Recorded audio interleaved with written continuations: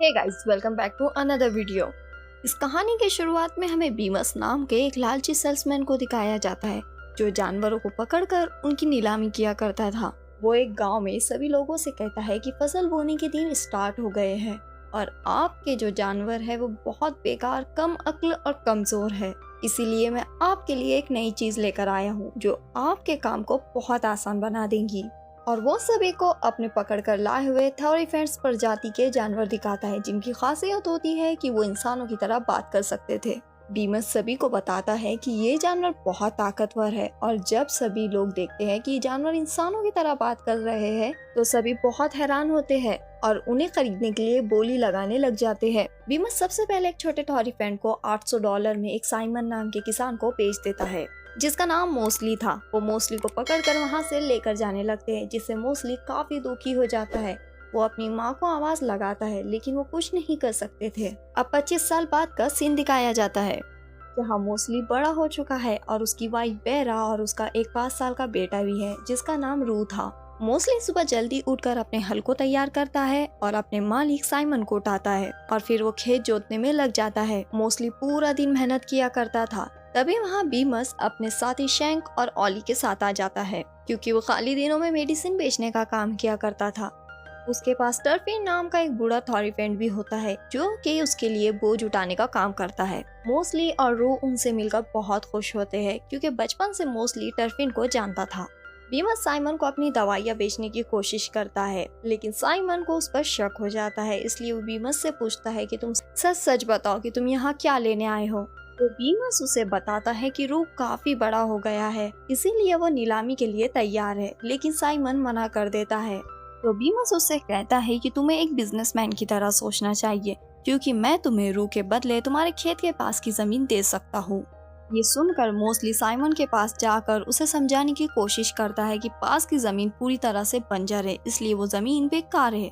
लेकिन बीमस और उसके साथ ही साइमन का मजाक उड़ाते हैं कि क्या तुम अपने जानवर की बातें सुनते हो। तो साइमन मोस्टली पर गुस्सा होता है और उसे पत्थर फेंक कर मारता है जिससे मोस्टली अंदर चला जाता है। रात को मोस्टली अपने बेड पर जाकर सो जाता है क्योंकि वो पूरा दिन काम करके बहुत थक गया था।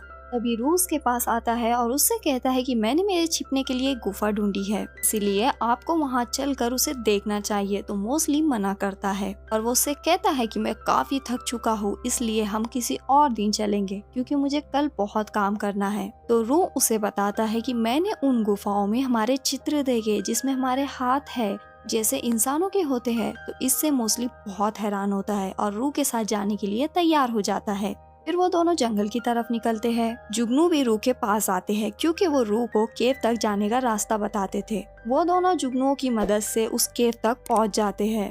केव जमीन के अंदर बनी हुई थी इसलिए वो दोनों फिसलते हुए उस गुफा में पहुंच जाते हैं जहाँ थोरिफेंट्स जैसे जानवरों के चित्र बने हुए थे जिनमें उनके हाथ है, इसीलिए इन्हें अपराइट्स कहा जाता है। मोस्टली ये देखकर हैरान होता है। वो थोरिफेंट्स अपने 2 पैरों पर चलते हैं और उनके हाथ है जिनकी मदद से वो कोई भी काम कर सकते थे। रू अपने फादर को आगे लेकर जाता है क्योंकि वहाँ अपराइट्स तक पहुँचने का रास्ता बना हुआ था मगर आगे बहुत अंधेरा था, इसलिए रू मोस्टली को बताता है कि मैं यहाँ से आगे नहीं गया क्योंकि जुगनू मेरे साथ नहीं जाते और मुझे अंधेरे से डर लगता है। फिर वो अपने फादर से पूछता है कि क्या अपराइट्स सच में होते हैं या फिर उनके चित्र किसी ने बनाए हैं। तो मोस्टली को अपने बचपन की बात याद आती है। तो टर्फिन भी ऐसे चित्र बनाया करते थे और वो मोस्टली को बताते हैं कि पहले हम भी अपराइट्स की तरह 2 पैरों पर चला करते थे क्योंकि सैकड़ों सालों पहले थोरिफेंट्स के 2 परिवार थे जिसमें से एक परिवार इंसानों के अत्याचार और बुराई से बचने के लिए उत्तर की तरफ निकल गए। थोरिफेंट्स का जो परिवार पीछे रह गया उन पर इंसानों ने अत्याचार किए जिससे वो जानवरों की तरह काम करने लगे और हमारी पीठ झुकी हुई बन गई और हमारे हाथ कुछ काम न आने की वजह से लुप्त होकर पैरों में बदल गए। तो मोस्टली उनसे पूछता है कि बाकी अपराइट्स हमें बचाने के लिए क्यों नहीं आए। तो टर्फिन उसे बताते हैं कि अपराइट्स को लगता है कि वो आखिरी बचे हुए थोरिफेंट्स है मगर कुछ लोगों का मानना है कि एक दिन थोरिफेंट्स हमें बचाने जरूर आएंगे। तभी वहाँ बीमस के भेजे हुए लोग और शिकारी वॉरफीड आ गए थे जो उन सभी छिपे हुए थोरिफेंट्स को पकड़ कर ले गए और फिर बीमस ने उन्हें नीलाम कर दिया था। ये सभी बातें सोचकर मोस्टली काफी दुखी हो जाता है और उसे लगता है कि अपराइट्स कुछ नहीं होते क्योंकि वो उन्हें बचाने के लिए नहीं आए थे। इसीलिए वो रू को कहता है कि अपराइट्स असली नहीं है, ये चित्र हमें बहकाने के लिए बनाए गए हैं। तो रू भी मोस्टली की बात मान लेता है और दोनों घर पर वापस लौट आते हैं। घर वापस आकर रू सो जाता है। तभी बेरा मोस्टली के पास जाकर कहती है कि तुम्हें उस गुफा में आगे जाना चाहिए था, क्योंकि उस गुफा से हम अपराइट्स तक पहुंच सकते हैं। लेकिन मोस्टली उसकी बात नहीं सुनता और उसे कहता है कि ये सिर्फ एक कहानी है और अपराइट्स कुछ नहीं होते। तभी उसे बीमस की आवाज सुनाई देती है, जो साइमन को रू को बेचने के लिए मना रहा था। साइमन पास वाली जमीन के बदले रू को बेचने के लिए मान जाता है, लेकिन वो एक शर्त रखता है कि बेरा अभी प्रेग्नेंट है। जैसे ही वो बच्चे को जन्म देगी, मैं उसके बड़े बेटे को तुम्हें बेच दूंगा। ये सुनकर बेरा और मोस्टली काफी डर जाते हैं। बेरा मोस्टली को कहती है कि हमारे पास कोई दूसरा रास्ता नहीं है, तुम्हें अपराइट्स को ढूंढना ही होगा और उन्हें लेकर यहाँ आना ही होगा, क्योंकि वही है जो हमारे बेटे को और हमें बचा सकते हैं। लेकिन मोस्टली उसकी बात नहीं मानता और उससे कहता है कि वो सुबह साइमन से बात करेगा। अगली सुबह साइमन अपने नए खेत को जोतने के लिए हल चलाने लगता है, लेकिन वो जमीन पूरी तरीके से बंजर थी। मगर साइमन को लगता है कि मोस्टली नाटक कर रहा है, इसलिए वो उसे बहुत कोड़े मारता है, जिसे मोस्टली अपना पूरा जोर लगाकर वो उस हल को खींचने की कोशिश करता है, मगर हल ही टूट जाता है और मोस्टली दूर जाकर गिरता है, जिससे साइमन को पता चलता है कि जमीन पूरी तरीके से बंजर है। इसलिए वो बीमस पर गुस्सा होकर बहुत खड़ी खोटी सुनाता है। मोस्टली को बहुत गुस्सा आता है, क्योंकि वो समझ गया था कि इंसानों के लिए वो चाहे कितना भी वफादार क्यों ना हो जाए, लेकिन वो हमेशा उन पर अत्याचार ही करेंगे। इसीलिए वो डिसाइड करता है कि वो अपराइट्स को ढूंढेगा और अपने परिवार को इंसानों से आजाद करवाएगा। रू अपने डैड के पास जाता है तो मोस्टली उसे कहता है कि मैं अपराइट्स को ढूंढने के लिए जा रहा हूँ और जब तक मैं वापस ना लौटूं, तुम अपनी माँ का ख्याल रखना, उनके सारे काम करना। रू भी मोस्टली की बात मान लेता है और मोस्टली फुल स्पीड में गुफा की तरफ भागने लगता है। साइमन और बीमस भी उसका पीछा करते हैं, लेकिन वो उसे पकड़ नहीं पाते। मोस्टली एक चट्टान के नीचे छिप जाता है। साइमन इससे बहुत गुस्सा हो जाता है और बेरा के पास जाकर उससे पूछता है कि मोस्टली कहाँ गया है, लेकिन बेरा उसे कुछ नहीं बताती। तो साइमन गुस्से में उस घर के गेट पर ताला लगा देता है ताकि वो यहाँ से बाहर ना जा सके। बीमस साइमन से कहता है कि मैं मोस्टली को वापस ला सकता हूँ, लेकिन तुम्हें इसके लिए कुछ कीमत चुकानी होगी। साइमन बीमस की बात पर ध्यान नहीं देता और उस पर गुस्सा होकर वहाँ से चला जाता है। शैंक बीमस को कहता है कि अब हमें यहाँ से चलना चाहिए। तो बीमस उसे कहता है कि अभी तो हम यहाँ से जा रहे हैं, लेकिन हम कल वापस आएंगे, क्योंकि हम वॉरफिट शिकारी को लेने जा रहे हैं, जो थॉरीफेंट्स को पकड़ने में माहिर है, और वॉरफिट के गांव पहुँच जाते हैं। गांव के सभी लोग बीमस पर बहुत गुस्सा होते हैं, क्योंकि उसने सभी को नकली दवाइयाँ बेची थी। लेकिन बीमस उनकी बात नहीं सुनता और वॉरफिट से मिलने के लिए बाहर में चला जाता है। बाहर एक थॉरीफेंट बंधा हुआ था, जिसे हाल ही में वॉरफिट ने पकड़ा था, जो काफी डरा और सहमा हुआ था। इसलिए टर्फिन उसके पास जाते हैं और वो उन्हें बताता है कि उत्तर की तरफ जंगल में मुझे गुफाएं मिली थी, जहां अपराइट्स के चित्र बने हुए थे, इसलिए मैं आगे बढ़ा, लेकिन वो वॉरफिट का बनाया हुआ ट्रैप था। वहीं अगले सीन में मोस्टली को दिखाया जाता है, जो अपराइट्स की गुफाओं में आगे बढ़ता है, लेकिन वो वॉरफिट के बनाए हुए गड्ढे में फंस जाता है। मोस्टली बाहर निकलने की बहुत कोशिश करता है, लेकिन वो निकल नहीं पाता। वो देखता है कि वहाँ थॉरीफेंट्स के कटे हुए सिर और तलवारें पड़ी हुई है, जिससे वो काफी डर जाता है। वहीं अगले दिन हमें वॉरफिट को दिखाया जाता है, जो कि बीमस के साथ साइमन के फार्म पर आया था। साइमन वॉरफिट शिकारी को कहता है कि मैं तुम्हें मोस्टली को ढूंढकर लाने के लिए $350 दे सकता हूँ। तो वॉरफिट मोस्टली को ढूंढने के लिए निकल जाता है। बीमस अपने साथ ही शैंक और ऑली को बताता है कि वॉरफिट ने जंगल में एक ट्रैप बिछा रखा है, जिससे सभी थॉरीफेंट उसके जाल में फंस जाते हैं, इसलिए तुम्हें उस जाल का पता लगाना चाहिए। शैंक और ऑली को ये आइडिया बहुत पसंद आता है, इसलिए वॉरफिट का पीछा करने लग जाते हैं। मोस्टली काफी डरा हुआ उस गड्ढे से बाहर निकलने की कोशिश कर रहा होता है, लेकिन वो ऐसा नहीं कर पाता, क्योंकि वो गड्ढा काफी गहरा था। तभी वॉरफिट वहाँ आ जाता है। वो मोस्टली को कहता है कि मैं तुम्हें साइमन के पास वापस लेकर जा रहा हूँ, लेकिन उससे पहले मैं तुम्हारे सिंग काट लूंगा, जिससे मोस्टली काफी डर जाता है। तभी ऑली और शैंक भी वहाँ आ जाते हैं और उन्हें लगता है कि ये सारी तस्वीरें वॉरफिट ने बनाई है। वॉरफिट ये देखकर कि ये दोनों उसका राज खोल देंगे, इसलिए वो उन दोनों को भी पकड़कर उस गड्ढे में डाल देता है। लेकिन इससे मौका पाकर मोस्टली ऑली की मदद से उस गड्ढे से बाहर निकल जाता है और वहाँ से भागने लगता है। वो एक झरने के किनारे पहुँचता है, जहाँ वो चट्टानों पर जम करके लगातार आगे बढ़ने लगता है, मगर वॉरफिट मोस्टली को रोकने के लिए उस पर अपने तीर से अटैक करने लगता है। लेकिन तभी एक जुगनू वॉरफिट का ध्यान भटकाकर मोस्टली की जान बचा लेता है। मोस्टली चट्टान पर जंप लगाता है, लेकिन वो नीचे गिर जाता है। वॉरफिट को लगता है कि मोस्टली मर गया, इसलिए वो उसकी बॉडी को चेक करने के लिए नीचे जाता है, लेकिन उसे वहाँ मोस्टली नहीं मिलता। मोस्टली की जब आँख खुलती है तो वो एक झरने के पीछे होता है, क्योंकि गिरने की वजह से वो झरने के पीछे आ गया था। मोस्टली जब उस जगह को चेक करता है तो उसे वहाँ 3 थॉरीफेंट्स दिखाई देते हैं, जिनके नाम वॉर्नी, डीवर एंड गैलिन थे, जो 2 पैरों पर चल रहे थे। इससे उसे विश्वास हो जाता है कि अपराइट्स सच में मौजूद है। गैलिन एक बहुत बूढ़े अपराइट्स होते हैं जिसकी यादें धुंधली हो गई थी, इसलिए वो बच्चों जैसे बर्ताव करते थे। वॉर्नी और डीवर जब मोस्टली को देखते हैं तो उन्हें लगता है कि वो दुश्मन है, तो मोस्टली उन्हें बताता है कि वो एक थॉरीफेंट है। तो वॉर्नी उससे पूछता है कि तुमने कपड़े क्यों नहीं पहने और तुम झुके हुए क्यों हो, मगर डीवर उसके 4 पैर देखकर समझ जाता है कि वो कोई दूसरा थॉरीफेंट है। वॉर्नी और डीवर साथ में बैठकर मोस्टली से बात करते हैं। मोस्टली उनसे गैलिन के बारे में पूछता है तो वो बताते हैं कि वो काफी बूढ़ा हो चुका है, इसलिए उसकी याददाश्त ठीक नहीं है, लेकिन वो अपने दोस्तों को याद करता है जो यहाँ चित्र में बने हुए हैं, क्योंकि शुरुआत में अपराइट्स ने इंसानों से बचने के लिए उत्तर की तरफ प्रस्थान किया था, जिनमें गैलिन भी शामिल थे, और गैलिन हमें यहाँ लेकर आए हैं क्योंकि उनके पास जुगनू की खास शक्ति है, इसलिए वो शक्ति इन्हें यहाँ खींच लाई। तो मोस्टली खुश होता है और उन्हें बताता है कि जुगनू ही मुझे इस जगह पर लेकर आए थे। डीवर मोस्टली को बताता है कि हमें लगा था कि थॉरीफेंट की दूसरी फैमिली को इंसानों ने मार दिया है। मोस्टली उन्हें बताता है कि ऐसा कुछ नहीं हुआ था, बल्कि जब हमारे पूर्वज चले गए थे हम पीछे रह गए और हम इंसानों के अत्याचारों की वजह से इस रूप में बदल गए। लेकिन अब भविष्यवाणी सच हो जाएंगी क्योंकि अपराइट्स हम सभी को बचा लेंगे, इसीलिए हमें आपके शहर जाकर आर्मी को लेकर आना होगा। तो वॉर्नी भी उसकी मदद के लिए तैयार हो जाता है। वो तीनों कीने सिरत जाने के लिए निकल जाते हैं। इससे मोस्टली बहुत खुश होता है। डीवर मोस्टली को फिंगर की इम्पोर्टेंस बताता है कि उनकी मदद से हम कोई भी काम कर सकते हैं और इन सभी फिंगर में हम सभी का राजा होता है। फिर गैलिन मोस्टली की पीठ को सहलाते हैं, जिससे गैलिन मोस्टली के बहुत अच्छे दोस्त बन जाते हैं और वो आगे बढ़ने लगते हैं। वहीं हमें वॉलफिश शिकारी को दिखाया जाता है जो वहाँ चट्टानों में मोस्टली को ढूंढ रहा था और उसे उस झरने के पीछे छुपी हुई उस जगह का पता चल जाता है, इसीलिए वो भी मोस्टली को ढूंढने के लिए उस रास्ते से आगे बढ़ने लग जाता है। वहीं मोस्टली अपने साथियों के साथ आगे बढ़ रहा होता है क्योंकि यहाँ से कीने सिरत बहुत दूर था।